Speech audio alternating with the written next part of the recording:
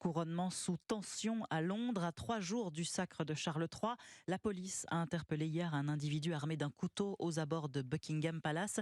Il aurait lancé des munitions par-dessus les grilles de la résidence royale. Les forces de l'ordre ont fait exploser son sac par précaution. Moment de frayeur pour les fans de Sa Majesté, dont certains campent aux portes du palais depuis le début de la semaine afin d'être aux premières loges pour la cérémonie samedi. Reportage de l'un des envoyés spéciaux d'Europe 1 à Londres, Lionel Gougelot.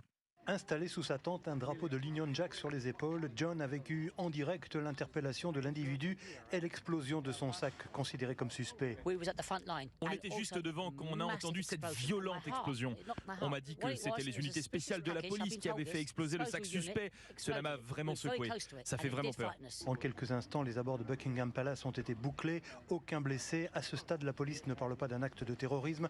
Pas de quoi inquiéter Elisabeth, emmitouflée dans son duvet. Oui, on va rester ici cette nuit, on n'ira nulle part. On peut voir que s'il y a le moindre problème, il y a beaucoup de sécurité tout autour. Non, tout va bien. Assis sur son fauteuil roulant, malgré son handicap, Patrick, une couronne en plastique sur la tête, ne bougera pas de là jusqu'à samedi, aux premières loges pour voir passer la procession royale. On n'a pas vu ça depuis 70 ans, ça va être un moment historique. Je veux être là parce que j'adore la famille royale et je veux manifester mon soutien à notre nouveau roi et à notre nouvelle reine. Des adorateurs de la royauté qui ont encore une fois cette nuit applaudi aux répétitions des défilés militaires. Londres, Lionel Gougelot, Europe 1.